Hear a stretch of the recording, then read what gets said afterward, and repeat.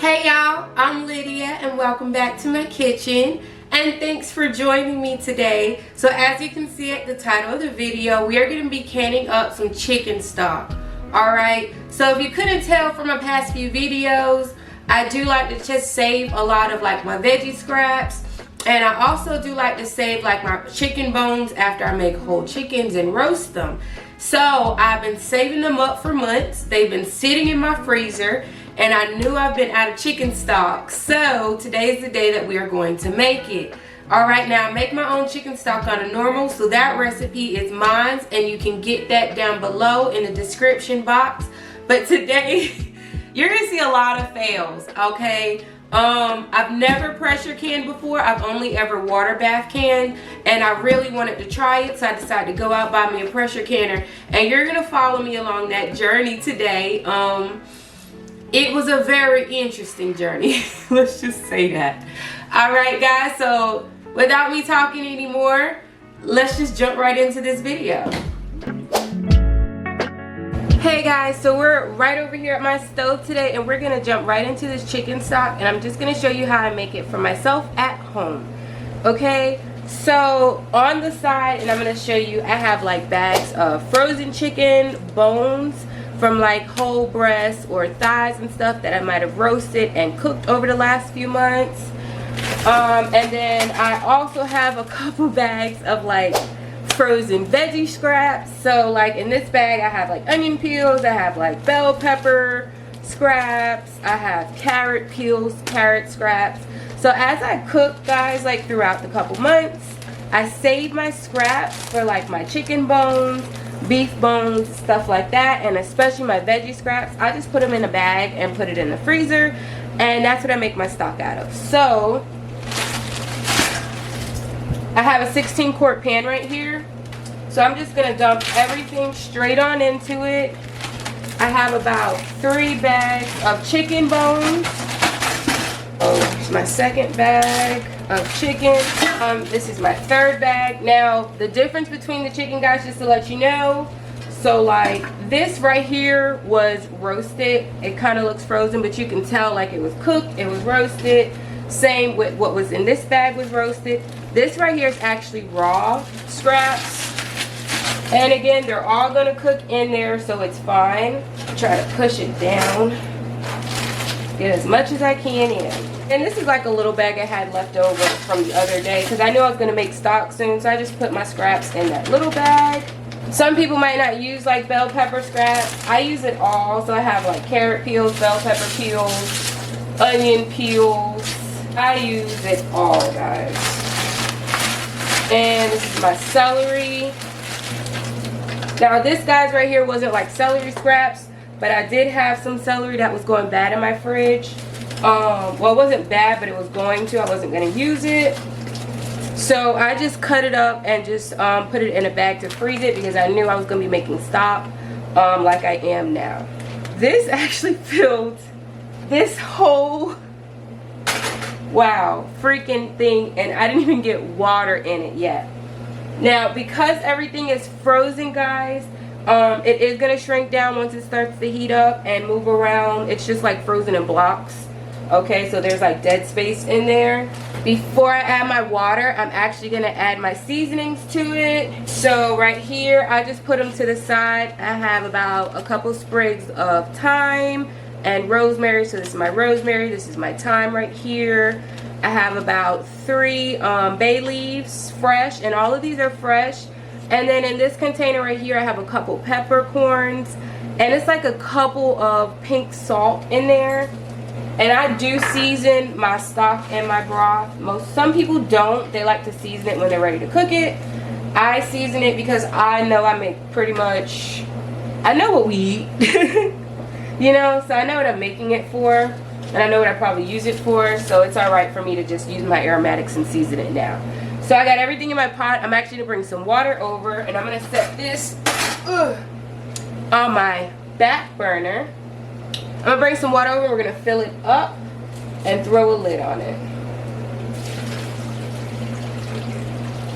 And as I put water on it, guys, I don't know if you saw it, but like this kind of like went down. So again, when it cooks, it's going to shrink down. Alright guys, so I got water in it, and it's literally, I don't have it pushed back all the way, so I don't know if you see it, but the water's kind of like tilted this way. I'm going to put my lid on it, and we're going to let this cook down for a couple hours. I don't have a set time where I cook my chicken stock. Usually the minimal is about 4 hours that I'll let it cook at minimal. Sometimes I just like to let it go till my bones actually like start to fall apart. So that's usually how I test it. But we're gonna let this go for about 4 hours, and then we'll come back and check it. And once it's done, I'll start showing you guys how I can it up and put it in my pantry. So we'll be back.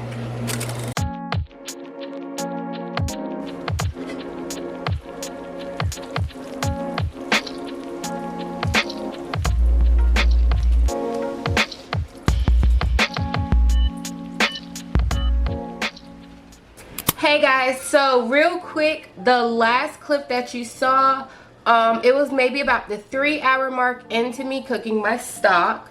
Okay, so it was around midnight. I actually mixed it up a little bit, so I was able to push some of my veggies down in there. And you actually did see me pour some more liquid into my stock.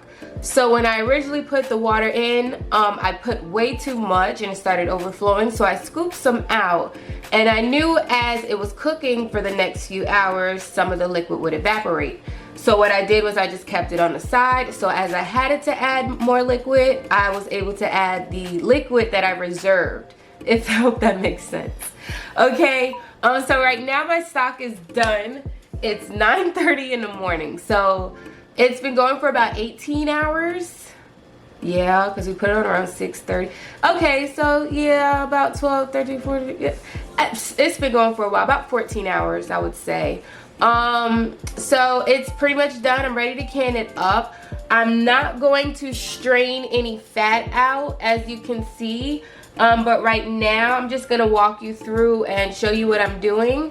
So this canning process, guys, is so new to me. Pressure canning is. So I used to water bath can jams and jellies and tomato sauce all the time, but I actually never pressure canned, and I wanted to for a couple months, so I went and bought me one. And I've watched so many tutorials. So guys, this part of the video is definitely not a tutorial.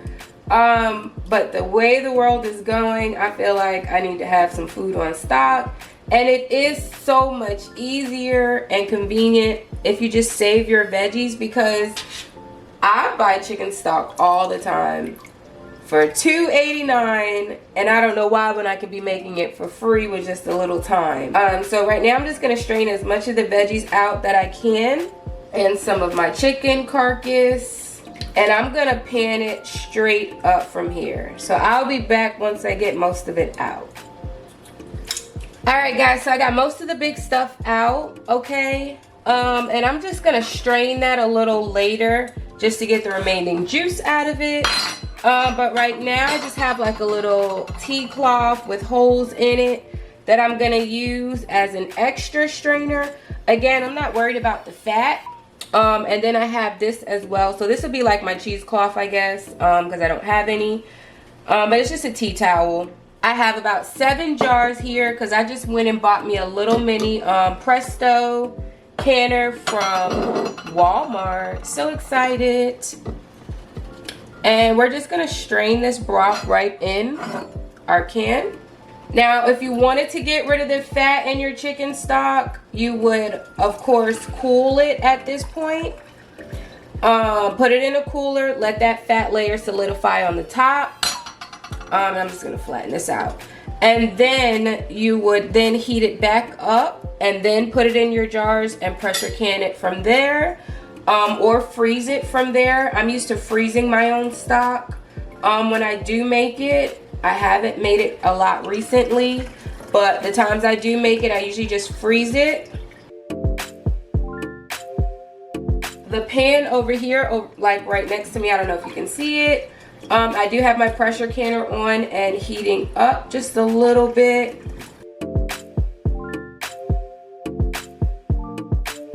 So I'm supposed to leave about 1 inch headspace for this recipe. I'm not really sure how many jars I'm gonna get out of it. I usually freeze it in like Tupperware, but I hope I get a decent amount. But I got like most of my garlic residue stuff like in there, draining out, which is good. Trying to tap most of it out.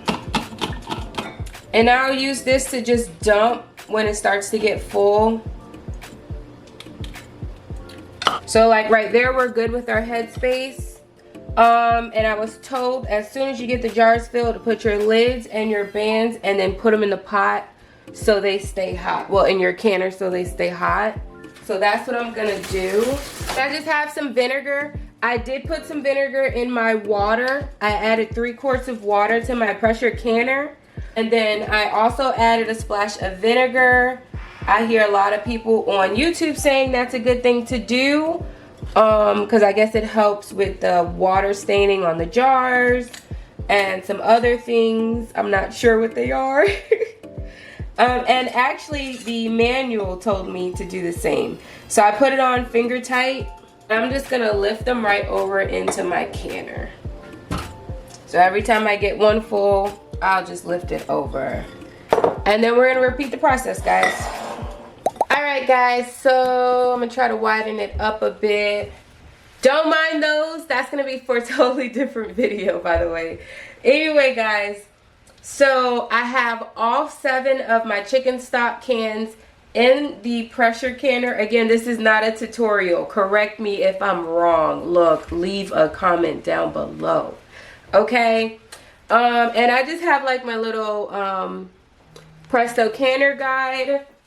And it says to process, I already looked up my altitude and everything when I bought it yesterday. So it says to process at 10 pounds per pressure, 20 minutes for pints, 25 minutes for quarts. So since I did quarts, we're going to do 25 minutes. I read the instructions 18 times and I watched 40 different YouTube videos just to make sure that I don't mess up, okay? So, because my pot was already on and it's on a low, we're looking through the hole. It told me to look through the vent hole. Making sure it's clear. Inspections, good and clean. Yup. Let's rock and roll. So I am putting my lid on. And it says push it down and turn.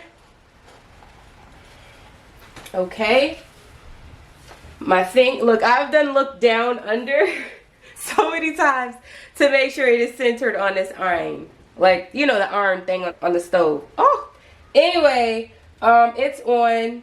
I'm gonna link 2 of like the most helpful videos I've been watching. I've been binge watching Acre Homestead. I love her to death. She's so awesome. And she is like my dream of a pantry. So guys, if you haven't watched her, please check her out. I don't really know her. We don't have like affiliation, but I do love watching her videos. They're really, really great. But I've really been watching her videos and a bunch of others. So I'm going to link the 2 most helpful ones down below in the description box, guys. Now the chicken stock recipes, I'll link that down below. That's the one that I normally make. But for the canner and how to use it, we learning today. Anyway, I was told to wait till there's a vent steam, a steady steam vent air pressure coming out of this hole. So once we get that, I already have my regulator here. And I adjusted the weights on it yesterday also. So this is adjusted to 10 pounds per pressure. So once I get the steam coming out, I will put my vent regulator. So once the steam comes out, I have to let it get a 10-minute. It says to push it up to high. I'm going to do a medium high. A lot of people have been telling me not to start on high in their videos. But my stove and my oven is like out of whack. Even with my oven, I have to put it at a lower temp because I have an oven thermometer inside and it'd be out of whack. So we're going to get that steady vent and then we'll be back. So guys, we started this project at 6:35 yesterday and it's 10:05 a.m. by the way. So this is a long project, but it's so worth it because honestly, you're just putting your time in it. more than money, okay? And right now, with the way the economy's going, I'm trying to save every penny I can. And again, guys, I made this while I was asleep. I had this on the lowest, like, in the middle of the lowest setting, and I went to sleep and let my stock cook. So it's so easy to make. So if you see, we're starting to get a flow. It's not where we want it yet. But once we get that steady stream, I'm going to set a 10-minute timer. So guys, I have my steam going. As you can see, I already started my timer. So we're about we're actually about 7 minutes in. And I was rereading the book yet again. And I did listen. So it says reduce heat necessary to maintain a steady, moderate flow. So I've been slowly trying to like reduce my heat. I don't want to kill my steam because I don't want to reset my 10-minute timer. But I am trying to get my steam to go like a nice, slow, steady flow. Which this is actually better than what it was originally doing, as you can see in the beginning. So I'm going to leave it like this for now. And then once my 3 minutes is up, I'm going to put my regulator on it. And we'll get it to a nice, slow, steady, rockin', knockin' sound. Alright guys, so we are at the 10-minute mark. I have my regulator.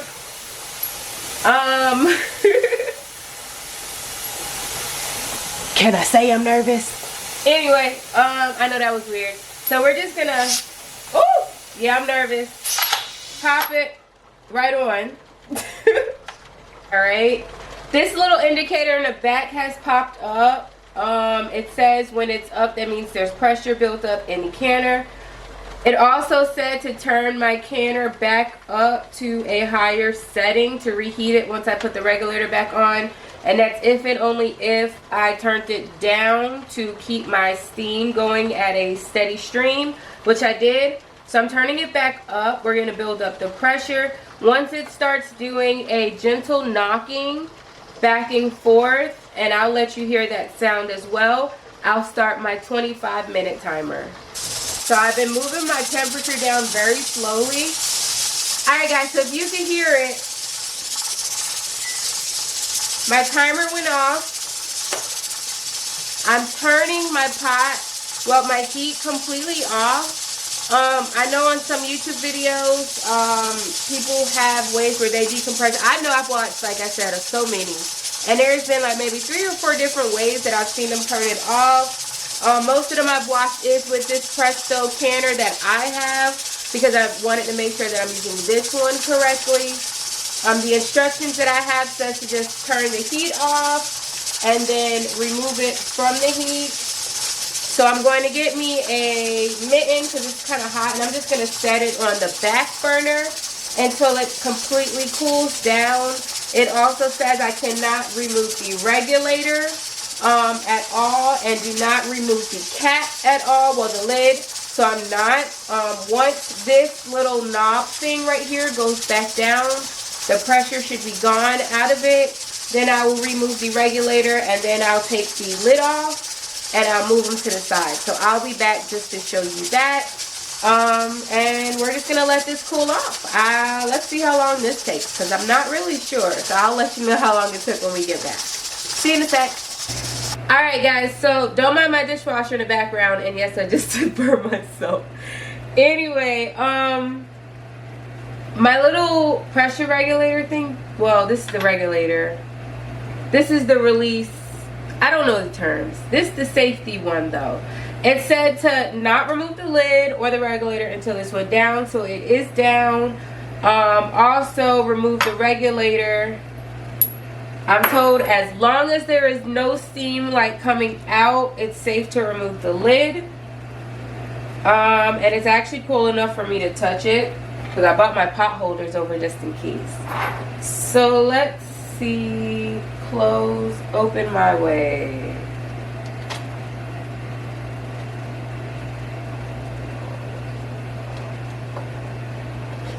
Alrighty. So it took about, it was like about 45 minutes to an hour to cool off. Not bad at all.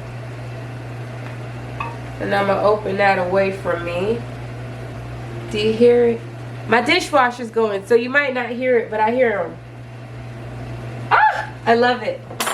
Anyway.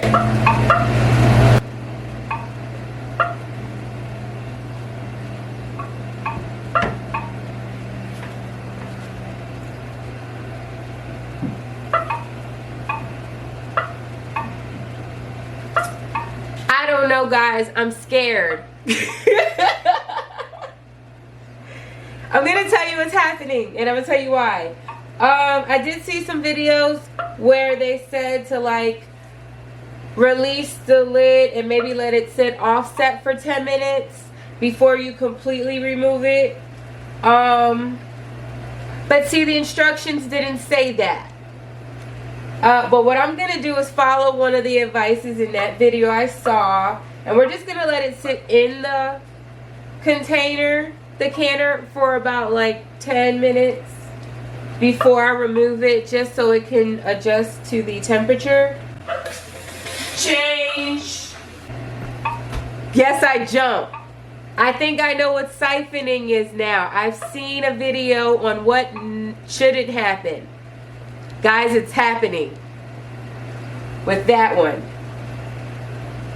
Okay. Okay. I'm gonna walk away and we're gonna let it sit for a while. And we'll figure it out, okay? Like I said, first time pressure canning. This is definitely not a tutorial. Oh gosh. We got this though, we got this. All right, we'll be back. All right guys, so I'm back from running. Our chicken stock actually cooled down. Well, our canner cooled down. I actually did put the lid back on it because I was scared. I didn't tighten it. I just like off-centered it, left it on it for like 10 minutes, and then it's been on fit completely for about like 20 extra minutes. So I'm just gonna remove these and put them on this towel I have in the corner over here. Just try to get in there and grab one. There you go. Because I kind of want to show you. But this is what we're looking like. Oh, it looks so good. I can see the bit of the fat layer on the top. Again, I wasn't too worried about the fat. I am a little, since some of them did siphon. But I did want the fat in there. Just because, again, with the recipes I make, and I like fat, I'm not scared of it at all. So I'm taking these out. I'm going to put them on a towel, guys. And then I'm going to actually cover them with another towel, which is what I usually do when I water bath. Just so they won't be, again, too exposed to the air. They can cool down a little bit on their own time. And they'll be in a darker space as well. Alright, so what I'm going to do now, guys, I'm just going to heat up the rest of my chicken broth that I have left. What I did was I pre-strained it and just put it in this little pot, and I got my dishwasher going. I don't know if you can hear it in the background. I am going to wash this canner out really, really well before I start canning my next batch, but I am going to let this heat up so I can get ready to start canning. But thank you all for canning with me. This chicken stock recipe, like I said, I love it. It's my favorite. This is the one I usually do, but I usually freeze it. This is my first time canning, and I really appreciate you joining me with it. If you liked this video and you found it entertaining, make sure you hit that like button down below, and please subscribe to my channel because I want to fall in love with cooking again. And you know, I feel like I'm sticking to the basics that I'm safe with, and I want to do some more stuff.